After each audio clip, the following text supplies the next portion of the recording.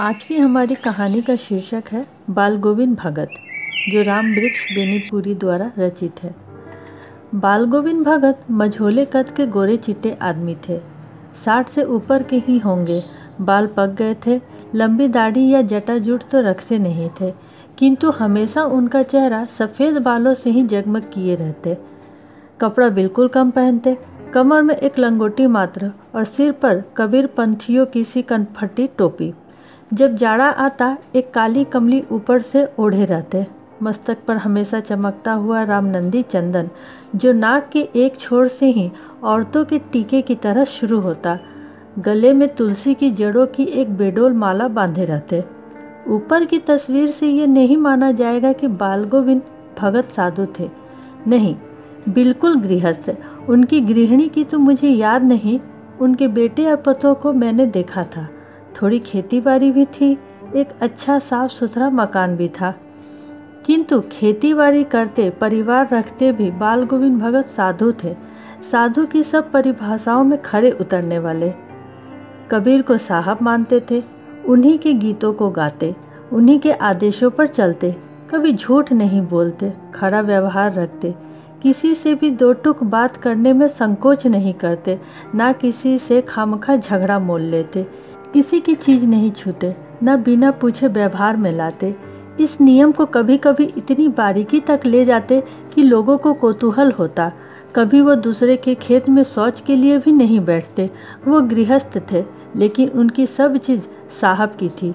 जो कुछ खेत में पैदा होता, सिर पर लाद कर पहले उसे साहब के दरबार में ले जाते, जो उनके घर से 4 कोस दूर पर था। एक कबीरपंथी मठ से मतलब वो दरबार में भेंट रूप लख लिया जाकर प्रसाद रूप में उन्हें मिलता।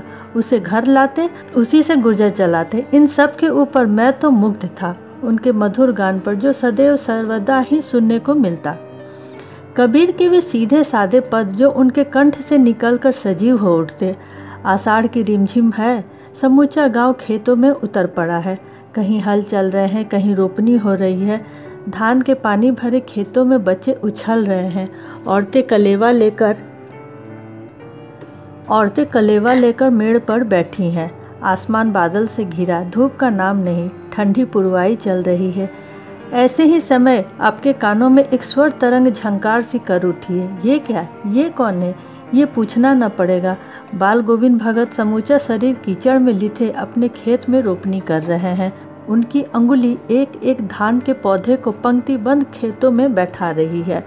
उनका कंठ एक एक शब्द को संगीत के जीने पर चढ़कर कुछ को ऊपर स्वर्ग की ओर भेज रहा है और कुछ को इस पृथ्वी की मिट्टी पर खड़े लोगों के कानों की ओर। बच्चे खेलते हुए झूम उठते हैं। मेड़ पर खड़ी औरतों के ओठ काँप उठते हैं। वे गुनगुनाने लगती हैं। हलवाहों के पैर ताल से उठने लगते हैं। रोपनी करने वालों की उंगलियां एक अजीब क्रम में चढ़ने लगती है। ये बाल गोविंद भगत का संगीत है या जादू? भादों की वह अंधेरी धरतियाँ, अभी थोड़ी ही देर पहले मूसलाधार बारिश खत्म हुई है।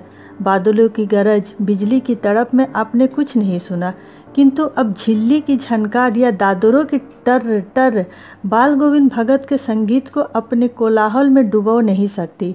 उनकी खजड़ी डिमक डिमक बज रही है और वो गा रहे हैं, गोदी में पियवा चमक उठे सखिया, चिहक उठे ना पिया की गोद में ही। किंतु वो समझती है वो अकेली है। चमक उठती है, चिहक उठती है। उसी भरे बादलों वाले भादों की आधी रात में उनका गाना अंधेरे में अकस्मात कौंध उठने वाली बिजली की तरह किसे न चौंका देता। अरे अब सारा संसार निस्समता में सोया है। बाल गोविंद भगत का संगीत जाग रहा है, जगा रहा है।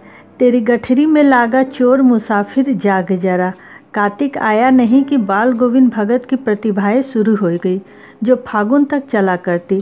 इन दिनों वो सवेरे ही उठते, ना जाने किस वक्त जागकर वो नदी स्नान को जाते, गांव से 2 मील दूर। वहाँ से नहा धोकर लौटते और गांव के बाहर ही पोखरे के ऊंचे भिंडे पर अपनी खजड़ी ले जाकर बैठते और गाने रेटते लगते। मैं शुरू से ही देर तक सोचने वाला हूँ, किंतु एक दिन माघ की उस दांत किटकिटाने वाली भोर में भी उनका संगीत मुझे पोखरे पर ले गया था। अभी आसमान के तारों के दीपक बुझे ही नहीं थे, पूरब में लोही लगी नहीं थी, जिसकी लालिमा को शुक्र तारा और बढ़ा रहा था। खेत, बगीचा, घर सब पर कुहासा छा रहा था। सारा वातावरण अजीब रहस्य से आवृत मालूम पड़ता था। उस रहस्यमय वातावरण में एक कूस की चटाई पर पूरा मुंह काली कमली ओढ़े बाल गोविंद भगत अपनी खजड़ी लिए बैठे थे। उनके मुंह से शब्दों का तांता लगा था। उनकी उंगलियां खजड़ी पर लगातार चल रही थी। गाते गाते इतने मस्त हो जाते, इतने सुरूर में आते, उत्तेजित हो उठते कि मालूम होता अब खड़े हो जाएंगे। कमली तो बार बार सिर के नीचे सरक जाती। मैं जाड़े से कपकपा रहा था, किंतु तारों की छाँव में भी उनके मस्तक के श्रम बिंदु जब तक चमक ही पड़ते। गर्मियों में उनकी सांझ कितनी उष्म भरी शाम को भी सीलन करती। अपने घर के आंगन में आसन जमा बैठते। गांव के उनके कुछ प्रेमी भी जुड़ जाते। खंजड़ियों और करतालों की भरमार हो जाती। एक पद बाल गोविंद भगत कह जाते, उनकी प्रेमी मंडली उसे दोहराती, तिहराती। धीरे धीरे स्वर ऊंचा होने लगता। एक निश्चित ताल, एक निश्चित गति से उस ताल स्वर के चढ़ाव के साथ श्रोताओं के मन भी ऊपर उठने लगते। धीरे धीरे मन तन पर हावी हो जाता। होते होते एक क्षण ऐसा आता कि बीच में खंजड़ी लिए बाल गोविंद भगत नाच रहे हैं और उनके साथ ही उनके सब तन और मन नित्यशील हो उठे हैं। सारा आंगन नित्य और संगीत से उत्प्रोत है। बाल गोविंद भगत की संगीत साधना का चरम उत्कर्ष उस दिन देखा गया जिस दिन उनका बेटा मरा। इकलौता बेटा था वो, कुछ सुस्त और बोदा सा था, किंतु इसी कारण बाल गोविंद भगत उसे और भी मानते। उनकी समझ में ऐसे आदमियों पर ही ज़्यादा नज़र रखनी चाहिए या प्यार करना चाहिए, क्योंकि ये निगरानी और मोहब्बत के ज़्यादा हकदार होते हैं। बड़ी साध से उसकी शादी कराई थी। पतो बड़ी ही सुभग और सुशील मिली थी। घर की पूरी प्रबंधिका बनकर भगत को बहुत कुछ बुनियादारी से निर्मित कर दिया था। उनसे उनका बेटा बीमार है इसकी खबर रखने की लोगों को कहाँ फुर्सत, किंतु मौत तो अपनी और सबका ध्यान खींचकर ही रहती है। हमने सुना बाल गोविंद भगत का बेटा मर गया। कौतूहल बस उनके घर गया, देखकर दंग रह गया। बेटे को आंगन में एक चटाई पर लिटाकर एक सफ़ेद कपड़े से ढांक रखा है। वो कुछ फूल तो हमेशा ही रोपते रहते। उन फूलों में से कुछ तोड़कर उस पर बिखरा दिए हैं। फूल और तुलसी दल भी। सिरहाने एक चिराग जला रखा है और उसके सामने जमीन पर ही आसन जमाए गीत गाए चले जा रहे हैं। वो पुरानी स्वर, वो पुरानी तल्लीनता। घर में पतो रो रही है, जिसे गांव की स्त्रियां चुप कराने की कोशिश कर रही है, किंतु बाल गोविंद भगत गाए जा रहे हैं। हाँ, गाते गाते कभी पोतोहो के नज़दीक भी जाते और उसे रोने के बदले उत्सव मनाने को कहते।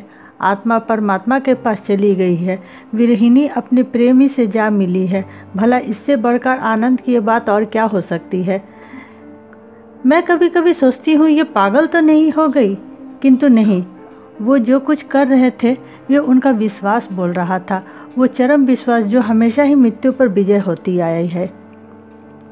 बेटे के क्रियाक्रम में तुल नहीं किया गया, पतों से ही आग दिलाई, किंतु जो ही श्राद्ध की अवधि पूरी हो गई, पतों ने भाई को बुलाकर उसके साथ कर दिया। यह आदेश देते कि उसकी दूसरी शादी करा दे। इधर पतो रो रो कर कहती, मैं चली जाऊंगी तो बुढ़ापे में आपके लिए भोजन कौन बनाएगा, बीमार पड़े तो कौन चुल्लू भर पानी देगा। मैं पैर पड़ती हूँ, मुझे अपने चरणों से अलग ना कीजिए। किंतु भगत का निर्णय अटल था। तू जा, नहीं तो मैं ही घर छोड़कर चल दूंगा। यह थी उनकी आखिरी दलील और इस दलील के आगे बेचारी की ना चली। बाल गोविंद भगत की मौत उन्हीं के अनुरूप हुई। वो हर वर्ष गंगा स्नान करने जाते। स्नान पर उतनी इतनी आस्था रखते थे जितनी संत समागम और लोक दर्शन पर पैदल ही जाते। करीब 3 कोस पर गंगा थी। साधु को संबल लेने का क्या हक, और गृहस्थ किसी से भिक्षा क्यों मांगे। अतः घर से खाकर चलते तो फिर घर पर ही लौटकर खाते। रास्ते भर खंजड़ी बजाते गाते, जहाँ प्यास लगती पानी पी लेते। 4-5 दिन आने जाने में लगते, किंतु इस लंबे उपवास में भी वही मस्ती। अब बुढ़ापा आ गया था, किंतु टेक वही जवानी वाली। इस बार लौटे तो तबीयत कुछ सुस्त थी। खाने पीने के बाद भी तबीयत नहीं सुधरी। थोड़ा बुखार आने लगा, किंतु नेम व्रत तो छोड़ने वाले नहीं थे। वही 2 जून गीत, स्नान, ध्यान, खेती बाड़ी देखना दिन दिन छींचने लगे। लोगों ने नहाने धोने से मना किया आराम करने को कहा, किंतु हंसकर टाल देते थे। उस दिन भी संध्या में गीत गाए, किंतु मालूम होता है जैसे ताता टूट गया हो, माला का एक एक दाना बिखरा हुआ। भोर में लोगों ने गीत नहीं सुना। जाकर देखा तो बाल गोविंद भगत नहीं रहे, सिर्फ उनका पंजर पड़ा है।